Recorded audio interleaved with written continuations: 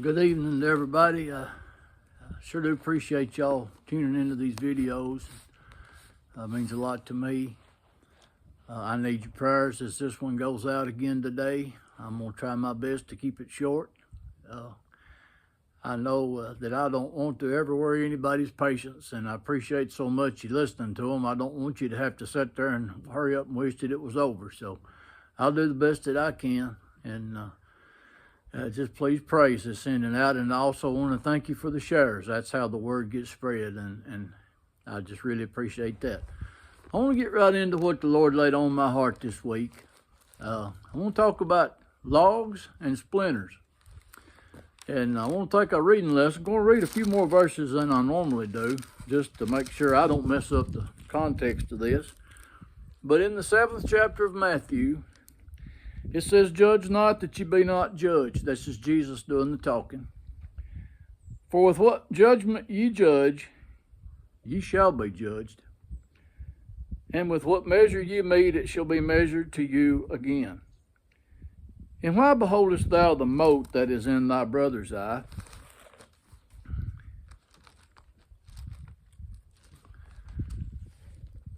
but considerest not the beam that is in thine own eye? Or how wilt thou say to thy brother, Let me pull out the mote out of thine eye, and behold, the beam is in thine own eye? Thou hypocrite, first cast out the beam out of thine own eye, and then thou shalt see clearly how to cast out the mote out of thy brother's eye." Like I've already said, I want to talk about logs and splinters today. So if I understand what the Lord's saying here, He's not telling us not to make any discernment on whether something is right or wrong. Paul takes care of that later on in the New Testament. We're supposed to be able to look at something and make a judgment on whether something's right or not. But we're not supposed to be in the condemning business.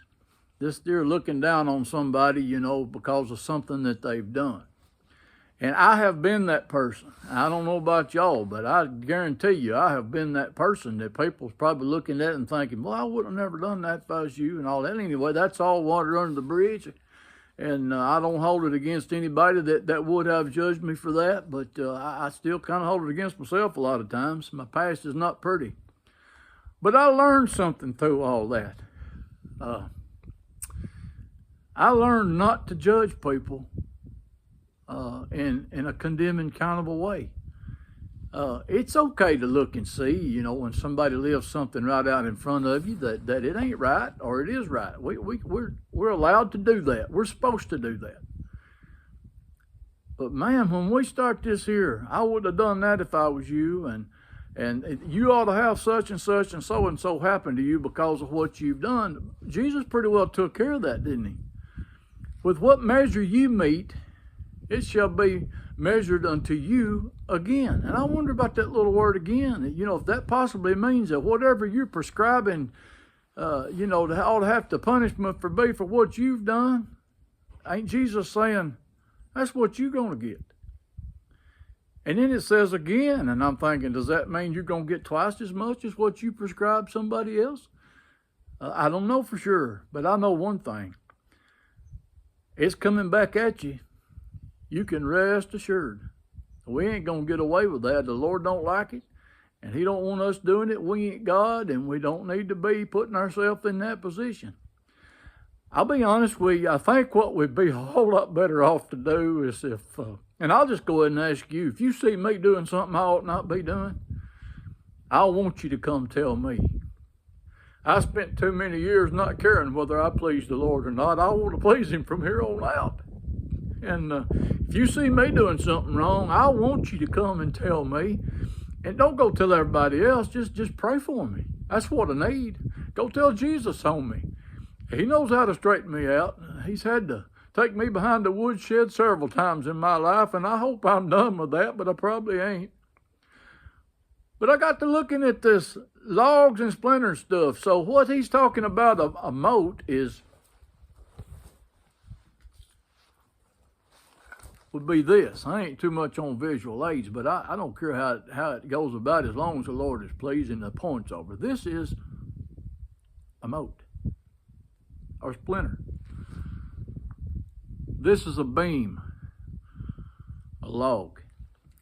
Now, how can we see how to cast this out of somebody's eye? In other words, let me help you out with your problem, so to speak. You know, I know what to do to get you over your issue here. You've got this in your eye, and I'm going to reprove you real good for it, and I'm going to talk about what ought to happen to you and all that. This is what you've got in your eye, but this is in my eye. How can I see with this in my eye how to cast this out of my brother's eye? Is that not what Jesus is saying? He went on and called him a hypocrite. He said, get this out of your eye so you can see how to help your brother get this out of his eye, I believe. Don't you think that's really what he means? And you might say, what difference does it make? I'll tell you the main one that comes to my mind. Ain't we supposed to be about helping lost people find the Lord? Ain't we supposed to be that people, those of us that's been saved? Ain't we supposed to be helping people? How much help you reckon we are when all that lost people see out of us is judging one another in a condemning way? I'll be honest with you today, I don't think we're trying to help them much like that. Matter of fact, I think we're turning them away by doing that. I need all the help I can get. There's no telling how many sticks of wood I've got in my eye. I don't have any business looking down on somebody else because they've got a splinter in theirs. So pray for me that I would do better. I don't want to be a hypocrite. You know, a hypocrite is somebody that says that they're one thing, but they're really something else. When I look at my brother and I try to help him get the splinter out of his eye in a condemning kind of a way, and he ain't done much, just say he's just done a little bit, and I've done worse. I need to go clean up my life first. And then in love, if I need to, if the Lord would let me or wants me to go to my brother then and say, look, you know, I'm not judging you in a condemning kind of way, but I know you've got a problem here, and if there's anything I can do to help you, I've been worse than where you are.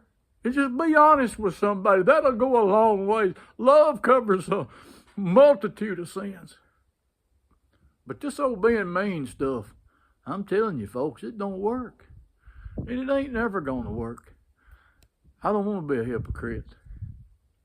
I love y'all. Thank you so much for listening to this. I really appreciate you.